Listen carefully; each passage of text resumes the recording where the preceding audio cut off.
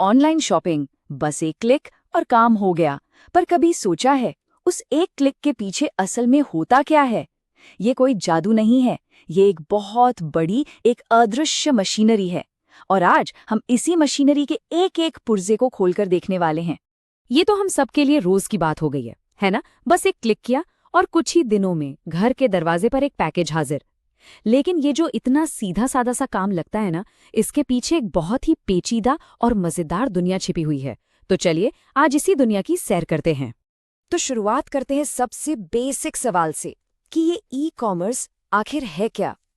पहली नज़र पे तो यही लगता है कि भाई ऑनलाइन शॉपिंग है, लेकिन यकीन मानिए ये उससे कहीं कहीं ज्यादा है।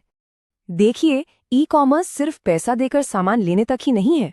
नहीं, इसमें ऑनलाइन एडवर्टाइजिंग, कस्टमर्स से बातचीत, सिक्योर पेमेंट सब कुछ शामिल है। ये पूरा का पूरा डिजिटल बाजार है।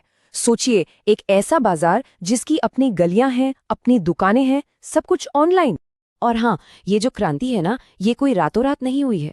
कई दशक पहले ये सिर्फ बड़ी बड़ी कंपनियों के लिए एक खास टूल हुआ करता था, बंद दरवाजों के पीछे। लेकिन आज तो ये हमारी जिंदगी का एक बहुत जरूरी हिस्सा बन चुका है। जरा इसकी स्पीड देखिए।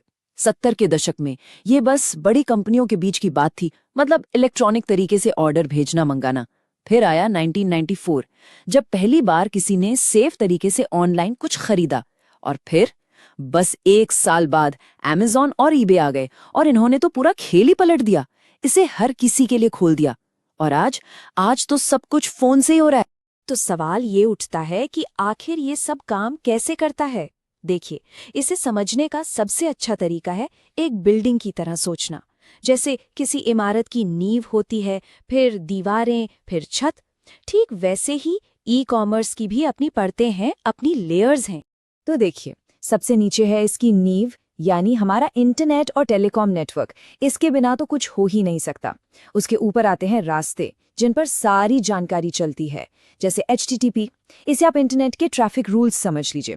फिर आती है वो लेयर जो हमें दिखती है, मतलब वेबसाइट का लुक एंड फील, जो HTML जैसी लैंग्वेजेस से बनता है। ये तय करता है कि कौन सी चीज़ कहाँ दिखेगी। चौथी लेयर है ज़रूरी सुविधाओं की, जैसे पेमेंट गेटवे और सिक्योरिटी। और सबसे ऊपर टॉप पर हैं नियम और कानून, जो ये पक्का करते हैं कि सब कुछ सेफ और फेयर हो, बिल्कुल एक बिल्डिंग कोड की तरह।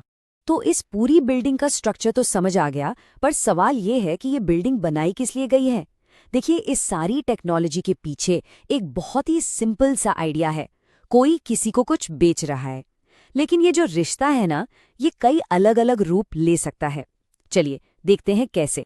जो सबसे कॉमन मॉडल्स हैं वो है B2B, मतलब बिजनेस टू बिजनेस, और B2C, यानी बिजनेस टू कंज्यूमर।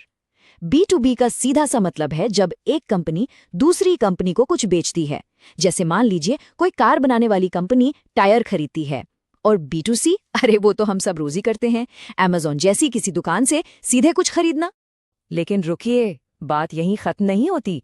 एक C2C मॉडल भी है, जहां एक आम इंसान दूसरे आम इंसान को कुछ बेचता है। सोचिए, जैसे OLX पर पुराना फोन बेचना। फिर इसका ठीक उल्टा है C2B, जहां कोई व्यक्ति किसी कंपनी को अपनी सर्विस बेचता है, जैसे कोई फ्रीलांस डिजाइनर अपना काम देता है।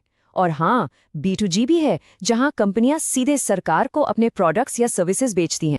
तो ई कॉमर्स ने दुनिया तो बदल दी, इसमें कोई शक नहीं।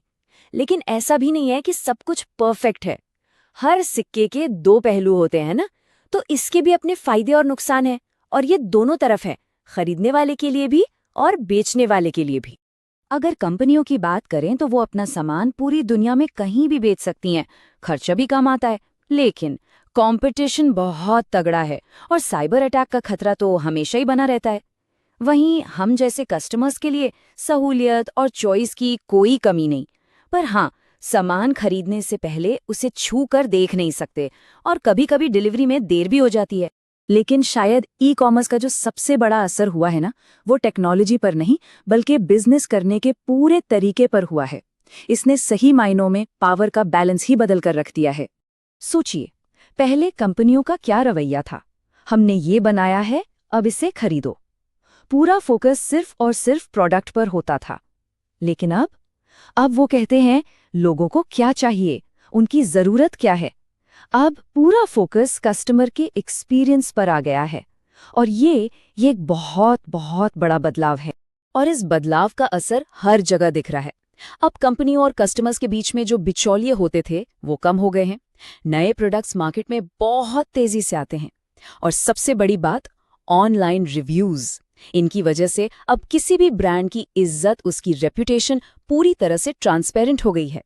मार्केटिंग अब अंदाजे से नहीं बल्कि डेटा से होती है।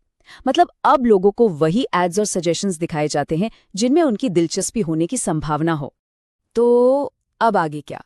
जरा सोचिए, जब ऑगमेंटेड रियलिटी जैसी टेक्नोलॉजी हमें घर बैठे कपड़े ट्राई करने या फर्नीचर को अपने कमरे में रखकर देखने का मौका देगी, तब ऑनलाइन और असली शॉपिंग में फर्क ही क्या रह जाएगा?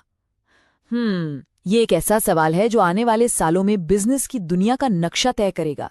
इस पर सोचना तो बनता है।